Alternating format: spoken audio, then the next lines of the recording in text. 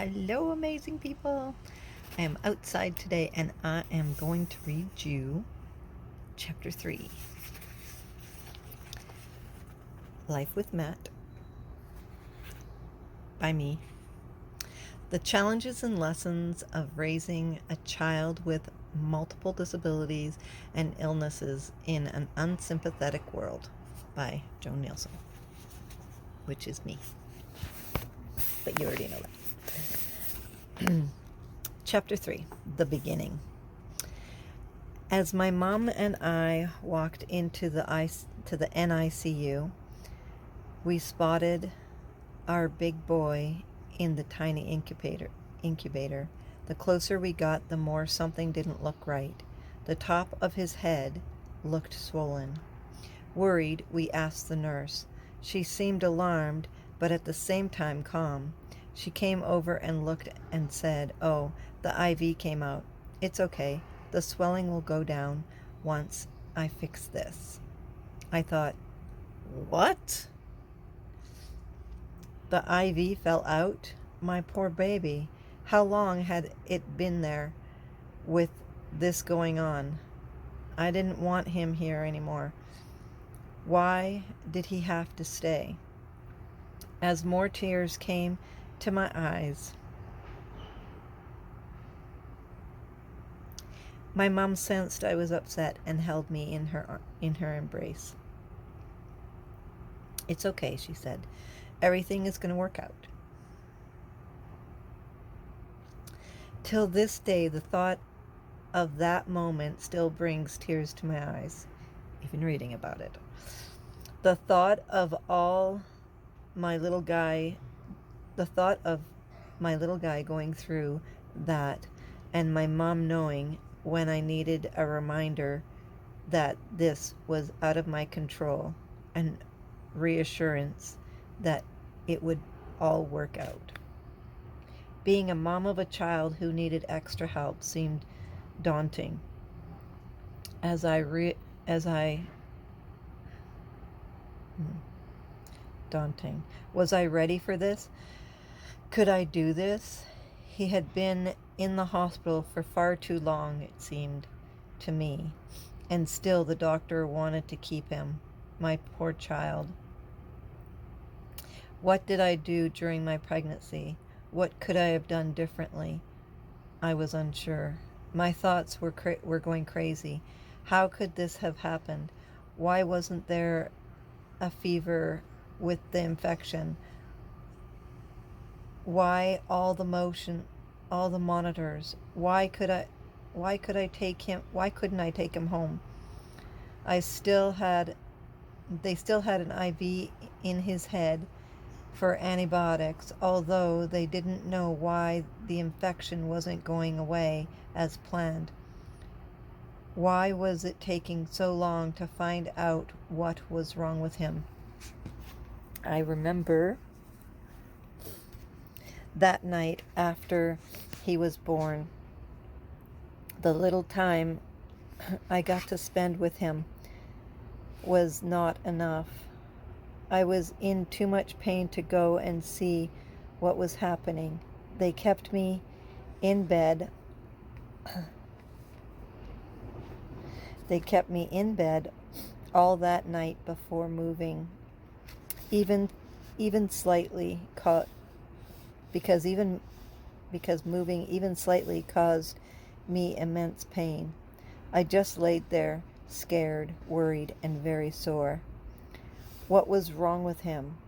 It took hours before the doctor returned to tell me they had no clue what was wrong with him, with Matthew.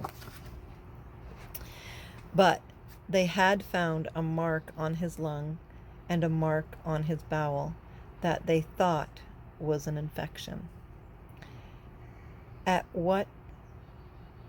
I was so confused. How is a child born with an infection? How could he have gotten an infection inside the womb? Could it have been the small hole in the amniotic sac that caused it? I lay there crying, feeling so terrible and alone. thinking, my poor baby boy, what has happened to you? The next morning, although still in a lot of pain, little by little and step by step, I started the long walk to the elevator and down to see my baby. I think the very first time seeing him in the ICU was the hardest. Here was this 8-pound baby in a tiny incubator, his head of jet black hair shaved so they could insert IV. He had monitors and oxygen in there, and band-aids covered the spots where they had poked him with needles. My poor baby. What a place to be. It broke my heart that I couldn't just whisk him away and cuddle him, loving him. Then I reassured myself this was where he needed to be. Or did he? Every day from then onward, I made it down and would stay as long as I could between rests for my own body to heal. Every day I went from my hospital room to the NICU to spend time with him, even though it was very painful at first due to the difficult delivery. My mom would bring Clarissa up to visit me,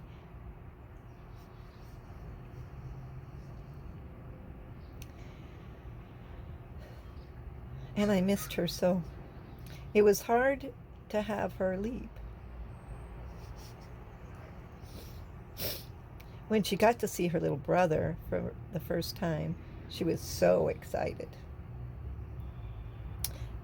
She so wanted to hold him, snuggle, and cuddle him. We spoke to him, telling him to get better so we could love on him, so we could hold him, and Clarissa could play with him. Then finally came the moment I was able to hold him. He was still hooked up to wires, but in a rocking chair for a few minutes. I was allowed to have him in my arms. I could wrap him in a blanket and just hold him. I wish I could have stayed in this magical moment for a long time, looking down at this amazing little guy who was smiling but still very sleepy.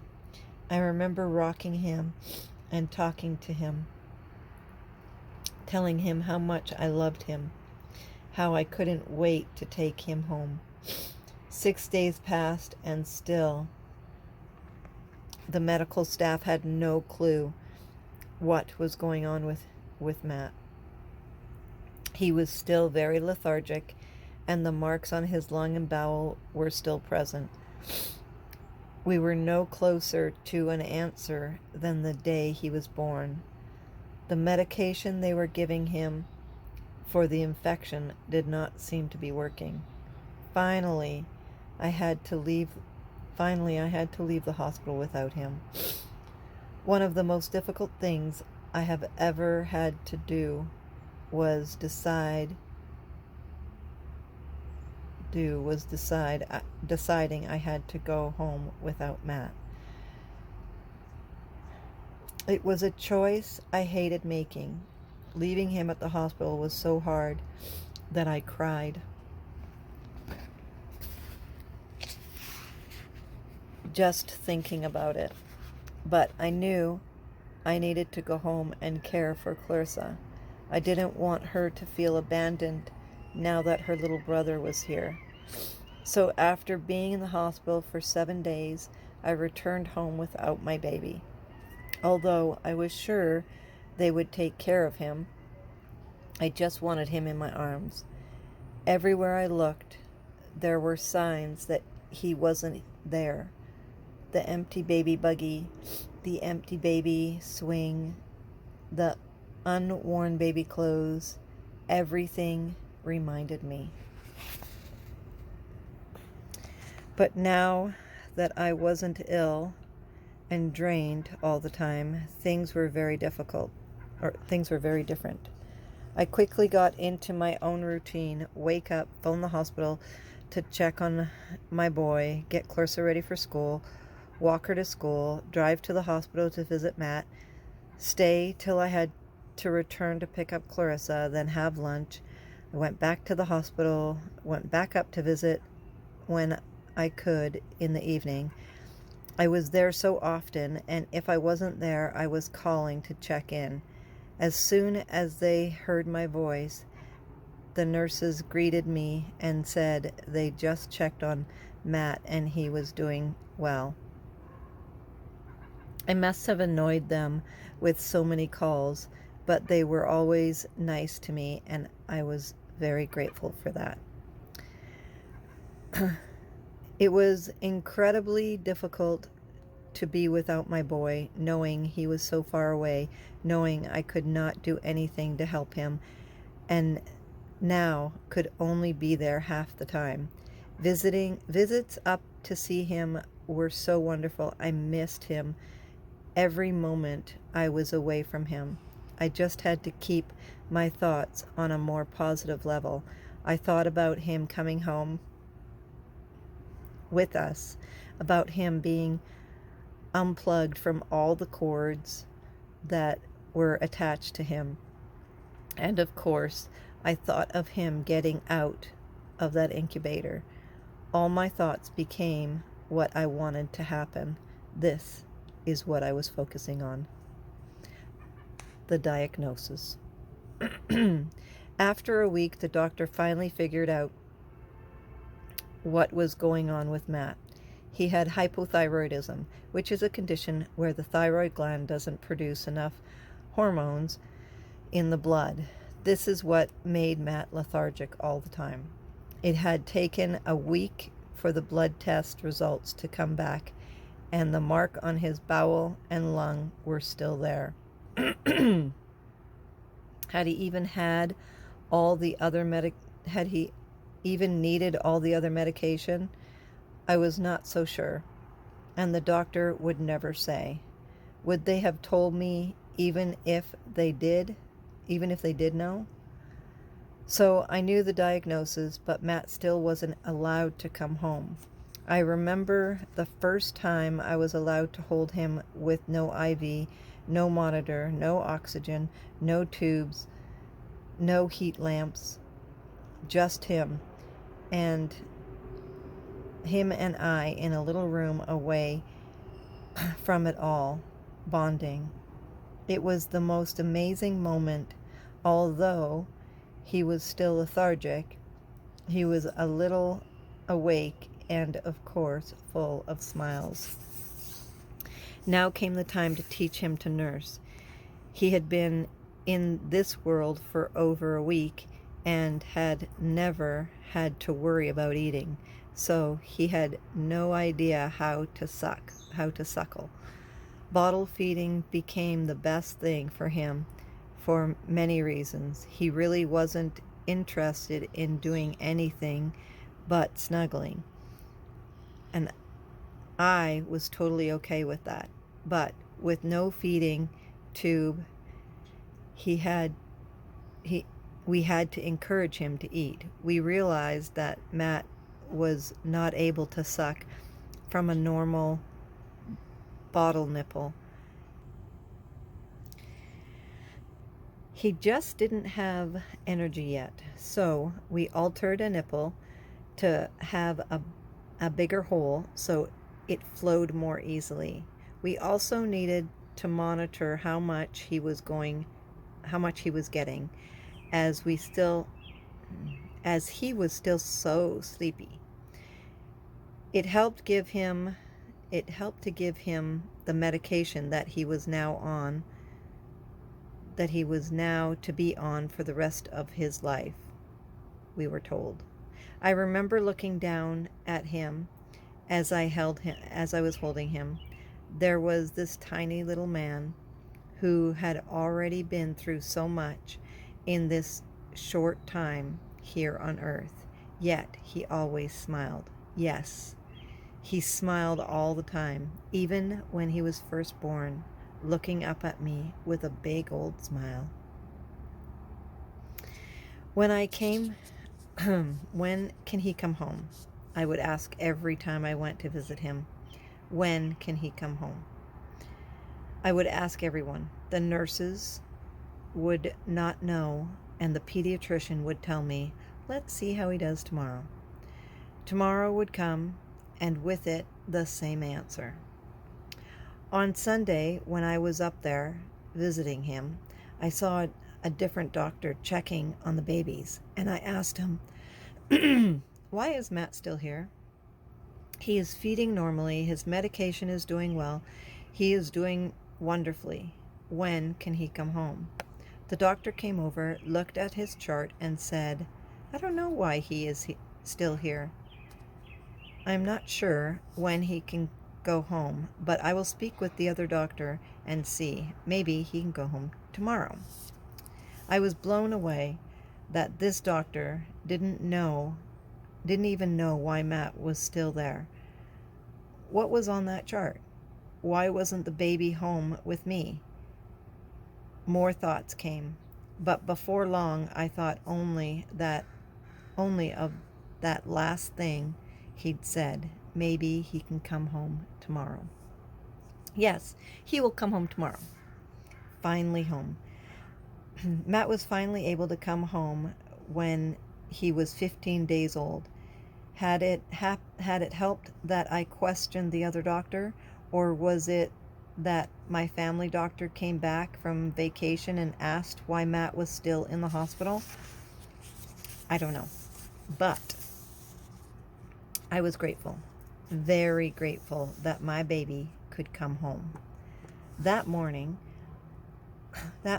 I was at the hospital early so I could wait for the pediatrician who was in charge of Matt, and asked him myself when he could come home.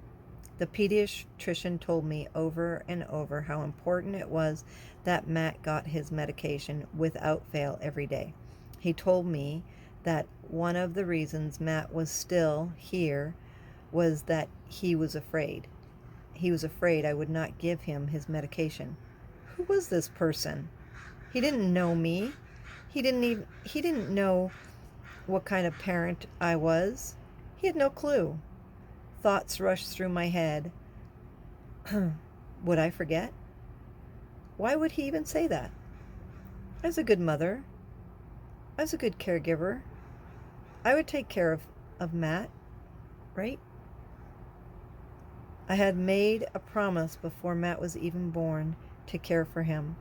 The first night at home, Matt slept through the night in a little bassinet beside my bed, with my hand on his body to make sure he was breathing.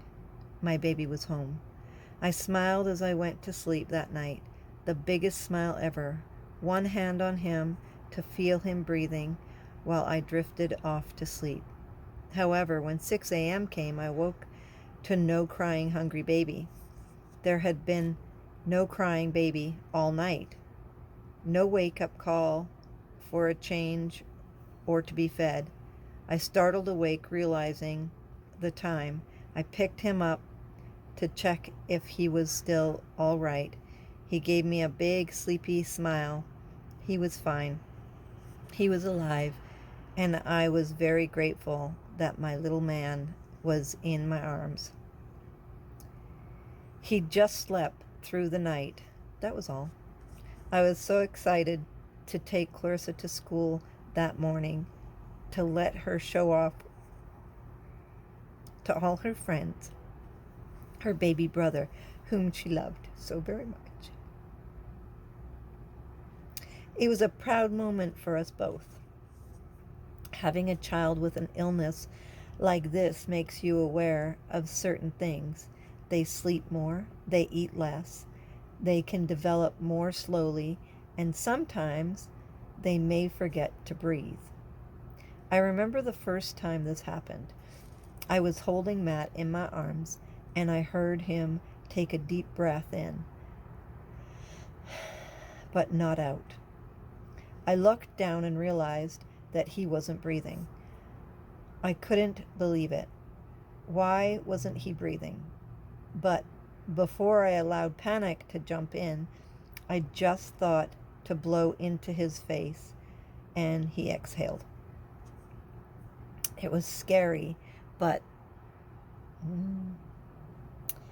but once he started breathing, it was all good. He started crying because he'd scared himself, but he was safe now. Over the next few weeks, Matt stopped breathing a few times, and I always had to watch him. I told others to watch him and told them what to do if he stopped breathing. Once he began to get his medication level to where it needed to be, he began to remember to breathe.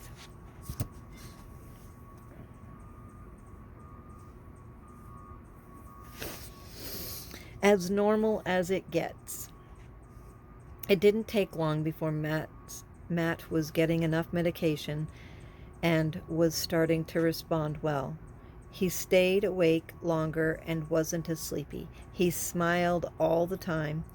He was always happy, and I was so happy that he was with me and no longer in the hospital. At first, I needed to take him for blood tests every week to make sure that his levels were good and he was getting enough medication and not too much. It just killed me inside to see them cut his heel so they could get blood to test. But I knew I had to do it. As soon as it was over, he would look into my eyes and smile as if to say, "See, Mummy, it's okay." Eventually, the blood test became every 2 weeks and then once a month. And then, as he got older, it became every 6 months. Although I still felt bad, I was grateful that it was no longer weekly. At Matt's first Christmas, he was just over a month old, and we received another wonderful blessing. A little puppy named Bootsy.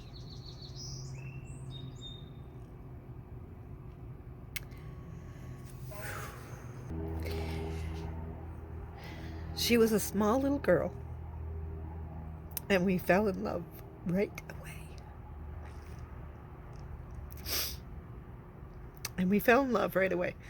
Although Matt was only a month old, I knew these two would have a special bond. Matt was developing well. He was a little behind for his age, but as far as I was concerned, he was developing the way he was supposed to. He was exactly the way he was supposed to be, and he was always so very happy. I was so grateful for my happy baby boy. When Matt was 6 months old, we found out that he and his older sister were going to have another sibling. I remember sitting at the doctor's office when she told me I was pregnant. I was in shock. What? Really? I was excited and worried at the same time. Oops. With so many thoughts, would this pregnancy be the same? If it was, how would I be able to take care of my two awesome kids while being so low energy and unwell? How could I do everything I was already doing if I had a similar pregnancy to Matt's? However, this pregnancy was nothing like Matt's. It was healthy and happy, feeling so blessed. I could hardly believe I was pregnant. I didn't have morning sickness. In fact, I had extra energy. I was always go, go, go, which was good because Matt was starting to go mobile, and chasing after him was the norm. My newest baby was born when Matt was 15 months old. The day before the birth, Matt was all over me. He didn't want to leave my side, as if he knew something was going to change. Usually he would be adventurous, but this day he just wanted to stay, holding my hand, hugging me. Later that evening, I was in the hospital. Earlier the next morning, I had a healthy baby girl for him and Clarissa to play with. I named her Tegan. I was so excited and very happy. At the first meeting with his baby sister, Matt was not too happy with me. In fact, it seemed like he thought I had betrayed him. Maybe it was the new baby, or maybe it was because I'd been away from him and he'd woke up at Grandma's with no mummy. When we came home, however, he was right back to normal. My happy, loving boy. More medical concerns.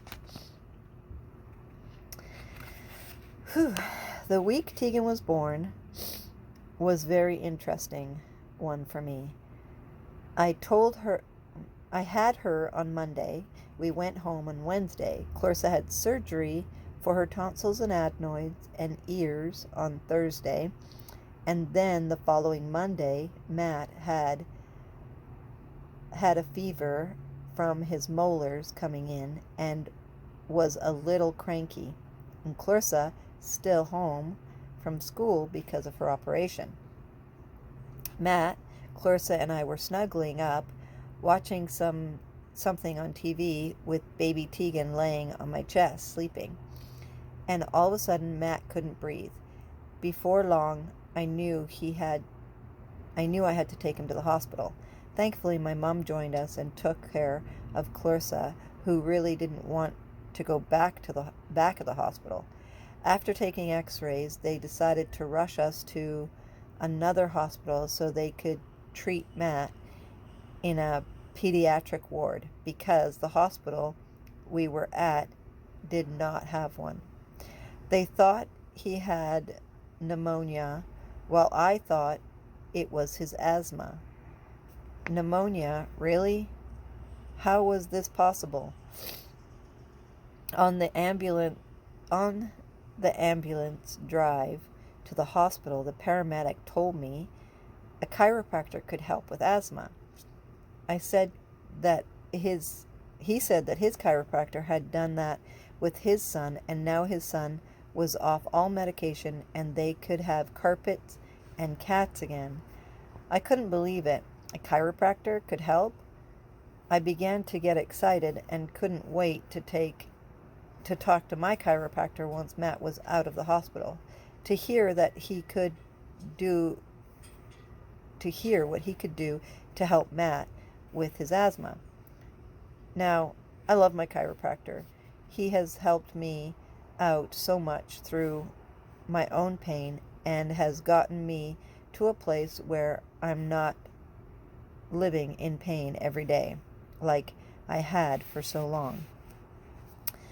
Matt was in the hospital for 5 days, being given medication for what they said was pneumonia.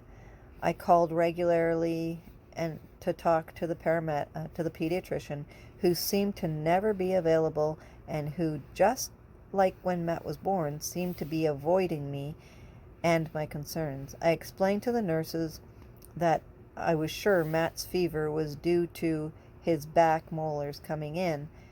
Matt was an active 15-month-old boy, and he didn't like being in his cage, as I called it, a crib with metal bars and a plastic dome on top. I hated the thought of him in there when I was not there, so I made my way up there twice a day with a week-old baby and a 7-year-old. The hospital was a 30-minute drive from our home. Getting there twice daily was a lot of work, especially after giving birth a week before. But I just knew that if I did not go and let Matt out of his cage, he would be stuck in there until I did. Nobody deserves to be in a cage. and especially not Matt. He was so worth the effort and time. He deserved to be allowed to run all over the place. He was worth all the time, all the hugs, and all the love I could give him. I felt amazing to be able to do this for him. It killed me when I had to put him back in his cage. I hated it and would cry every time. On Matt's 5th day at the hospital, Friday, I planned to be there early to speak to the pediatrician when he made his visit to check on Matt. Although there was no exact time when he would do this, I asked my mom to take Clarissa to school so I could be there really early and wait. I had Matt out and running around when the doctor showed up. I asked when Matt could come home, and the doctor mentioned that he still had a fever. I shared with him my thoughts about Matt's back teeth and suggested that this is why he could have a fever. The doctor agreed. He brought up the mark that was still on Matt's lung, but agreed to let me take Matt home. Finally, all my babies under one roof again, and I was one very happy mama. On a checkup with our family doctor, I learned that the mark they thought was from pneumonia was, in fact, that mark he'd been born with. The one they had thought was pneumonia when he was born. I asked my doctor, wouldn't the specialist have known of this from his reports? She agreed that he would. I couldn't believe it. So again, I asked why the specialist would have my son on medication he didn't need and why they would keep him in the hospital for so long if all he had to do was check his charts. If the specialist missed this important information, what else was he missing? It was at that moment I knew that I needed to change. I needed to take charge of my son's health. At that moment, my family doctor and I agreed she would handle all Matt's medical needs. I no longer had to visit a negative doctor who did not believe in me or who would keep my child in the hospital when he didn't need to be there. I would no longer go to a doctor I didn't trust and was not comfortable with. We still went for regular blood tests and we had regular checkups. Matt was such a happy boy that even shots didn't bother him. However, it did bother him when his little sister cried from her shots. He always cried too. When she cried in pain, he wouldn't when she cried in pain. He so wanted to take care of his little sister, even as a baby.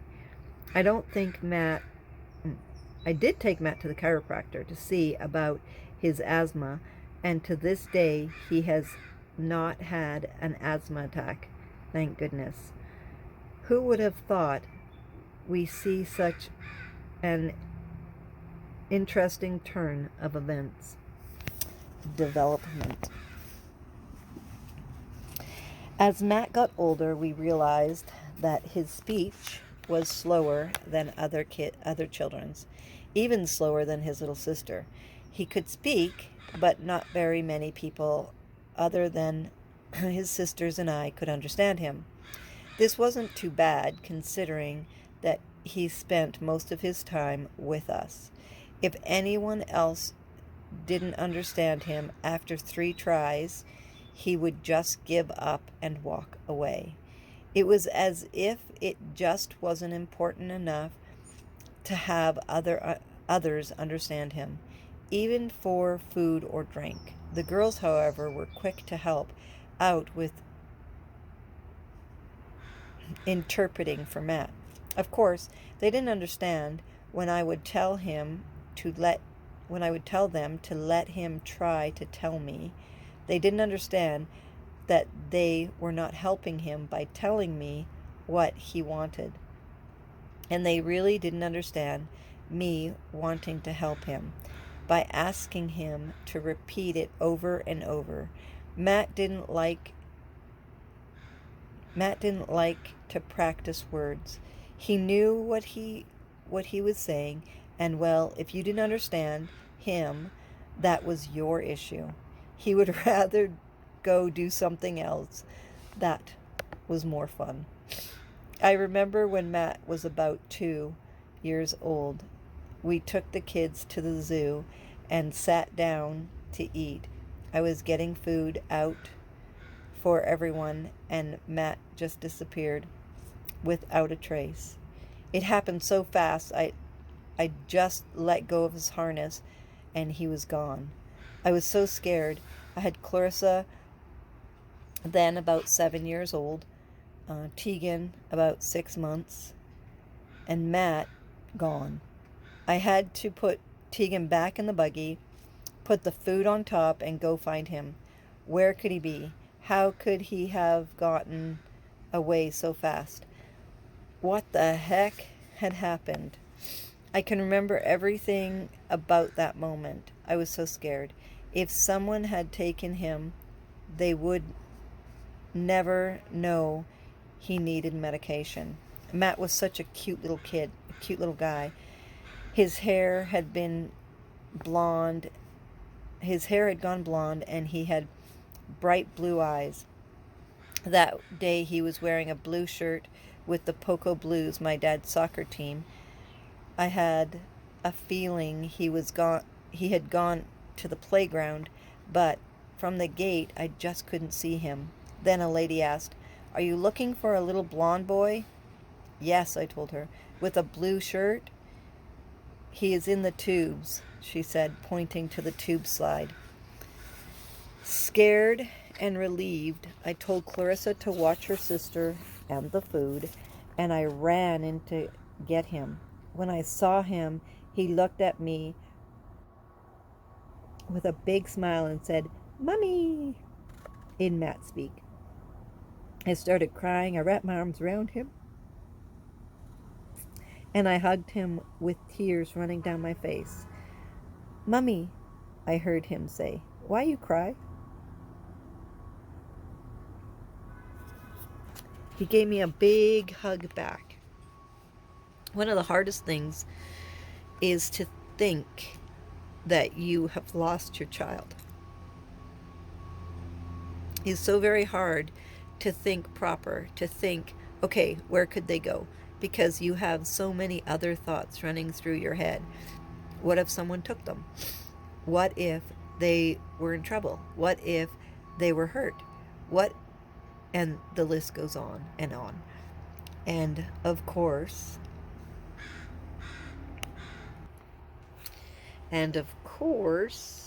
with Matt, this was even more disturbing because he required medication every day and his speech was not very clear. And if you didn't understand, he would just go away and after telling you what he wanted. That is exactly what he'd done this time. He just left and went to the playground. Matt started speech therapy when he was almost 2.5 years old and did really well. We learned sign language and we learned that there was more going on than just his speech.